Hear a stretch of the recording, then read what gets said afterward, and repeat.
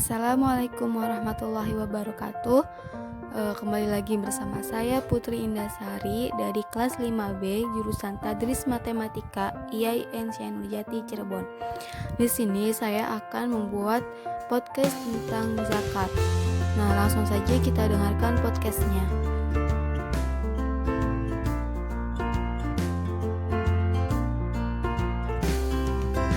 Zakat berasal dari bahasa Arab zakah yang berarti bersih, suci, subur, berkat, dan berkembang. Sedangkan menurut istilah, zakat berarti sejumlah harta yang wajib dikeluarkan oleh umat muslim dan diberikan kepada golongan yang berhak menerimanya sesuai dengan syarat yang telah ditetapkan.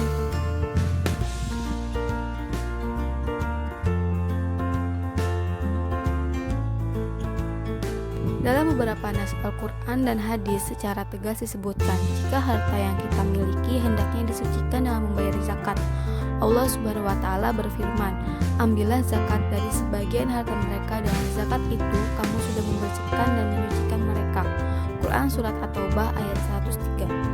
Nah, karena dengan membayar zakat, harta yang kita miliki tidak akan pernah habis, melainkan harta yang kita miliki akan berkembang dan menjadi berkah.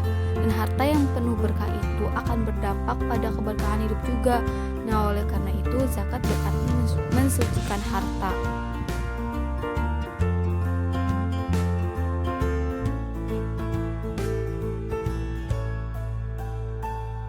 Sini saya akan menyebutkan Al-Quran atau ayat Al-Quran yang berkaitan dengan ayat zakat yang beriringan atau didahului dengan perintah salat. Nah, yang pertama itu Quran Surat Al-Baqarah ayat 43 yang berarti, "Dan dirikanlah sholat, tunaikanlah zakat, dan rukulah beserta orang-orang yang ruku." Nah, yang kedua Quran Surat Al-Baqarah ayat 110 yang artinya, "Dan dirikanlah sholat dan tunaikanlah zakat, dan kebaikan apa saja yang kamu usahakan bagi dirimu, tentu kamu akan mendapat pahalanya pada sisi Allah. Sesungguhnya Allah Maha melihat apa yang kamu kerjakan." Quran Surat Al-Baqarah ayat 110. Nah, yang ketiga Quran Surat Al-Maidah ayat 55 yang berarti, "Sesungguhnya penolong kamu hanyalah Allah, Rasulnya, dan orang-orang yang beriman yang mendirikan sholat dan menunaikan zakat, seraya mereka tunduk kepada Allah." Quran Surat Al-Maidah ayat 55.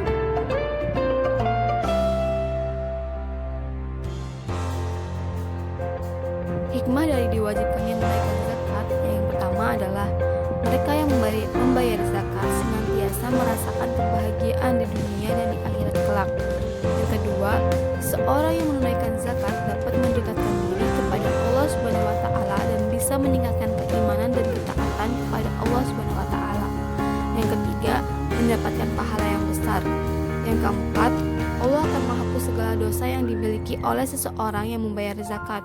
Yang kelima, seseorang yang menunaikan zakat senantiasa diberikan petunjuk dan hidayah dalam segala urusan. Yang keenam, harta yang dimiliki menjadi berkah serta berkembang semakin baik dan banyak.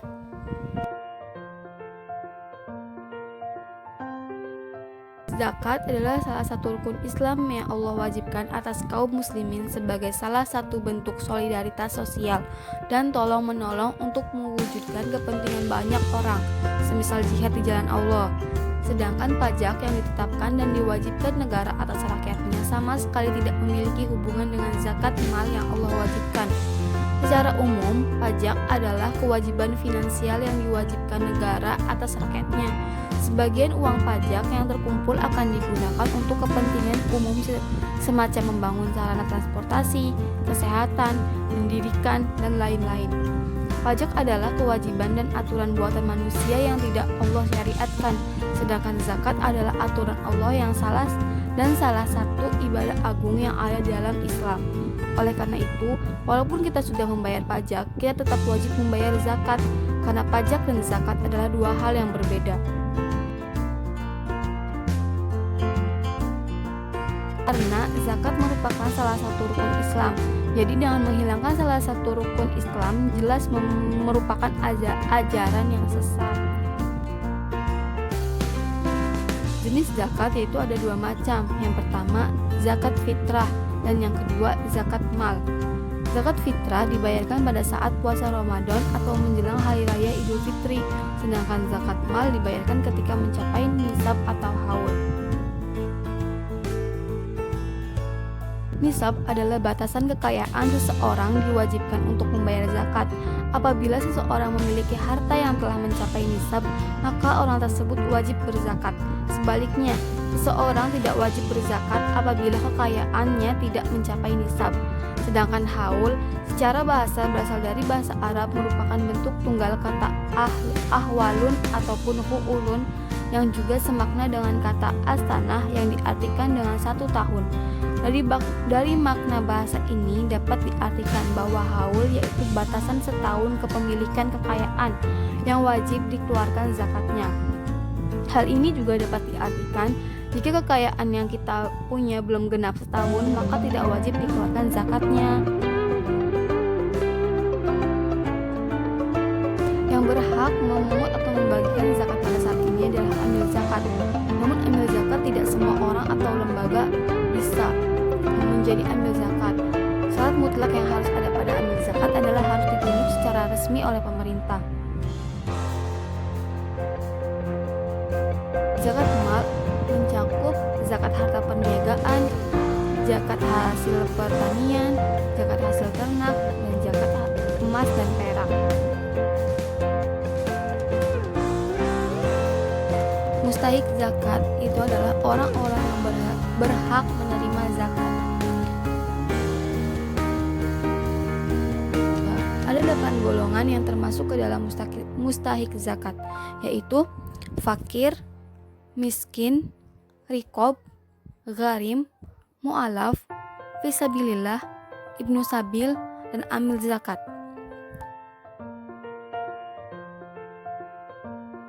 Yang pertama, fakir ialah orang yang memiliki harta namun sangat sedikit. Orang-orang ini tidak memiliki penghasilan sehingga jarang bisa memenuhi kebutuhan sehari-hari dengan baik. Yang kedua, miskin. Miskin di atas fakir ada orang-orang yang disebut miskin. Mereka adalah orang-orang yang memiliki harta namun juga sangat sedikit. Penghasilan sehari-harinya hanya cukup untuk memenuhi makan, minum, dan tak lebih dari itu. Yang ketiga, riqab atau memerdekakan budak. Di zaman dulu banyak orang yang dijadikan budak oleh saudagar-saudagar kaya. Inilah zakat digunakan untuk membayar atau menebus para budak agar mereka dimerdekakan. Orang-orang yang memerdekakan budak juga berhak menerima zakat.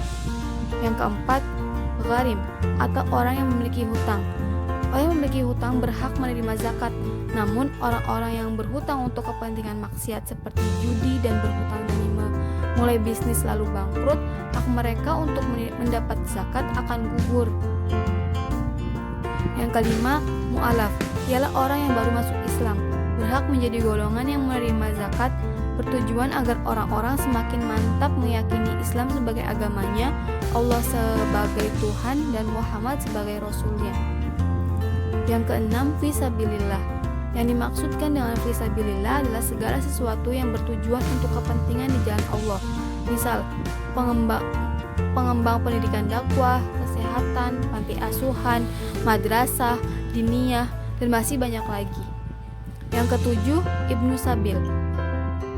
Disebut juga sebagai musafir atau orang-orang yang sedang melakukan perjalanan jauh, termasuk kerja di tanah rantauan. Dan yang terakhir atau yang kedelapan yaitu amil zakat, ialah orang-orang yang mengurus zakat mulai dari penerimaan zakat hingga menyalurkan zakat kepada orang yang membutuhkan.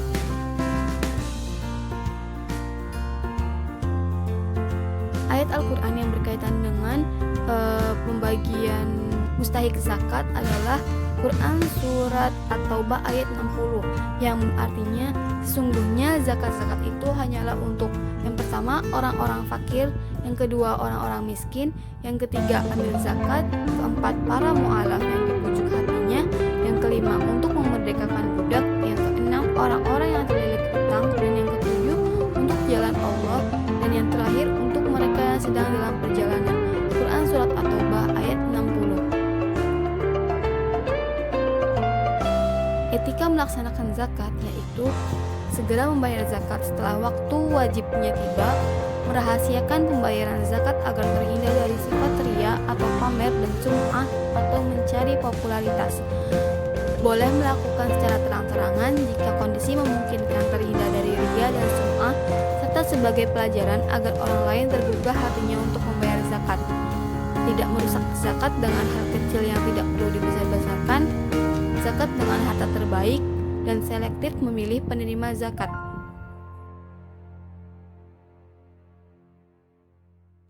Niat berzakat itu ada 5. Yang pertama, niat zakat fitri untuk diri sendiri, yaitu bunyinya nawaitu an ukhriza zakatal fitri an nafsi fardolillahi ta'ala.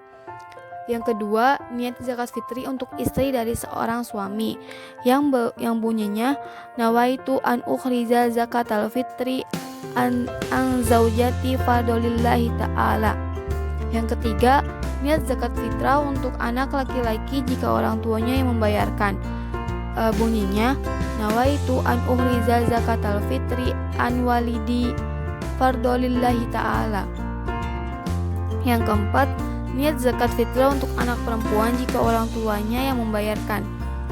Bunyinya nawaitu an uhriza zakatal fitri an binti fardolillahi ta'ala. Yang kelima, niat zakat fitrah untuk seluruh anggota keluarga yang nafkahnya kita tanggungkan. Bunyinya nawaitu an uhriza zakatal fitri anni wa an jami'i ma yalzamu nafaqatuhum syar'an farudalillahi ta'ala. Doa orang yang akan berzakat yaitu Allahumma ja'alha maghnaman wala taj'alha maghraman, yang artinya, ya Allah, jadikanlah zakatku ini sebagai keberuntungan bagiku untuk dunia dan akhirat, dan janganlah engkau menjadikannya sebagai denda yang menimbulkan kegundahan di hatiku. Karena doa mempunyai manfaat yang sangat banyak, sebagaimana ungkapan Imam Al-Ghazali. Menurutnya, walaupun doa tidak dapat menolak qada, namun doa dapat melahirkan sifat kudu dan hajat kepada Allah Subhanahu wa taala. Bahkan doa menjadi salah satu sebab bagi tertolaknya suatu bencana.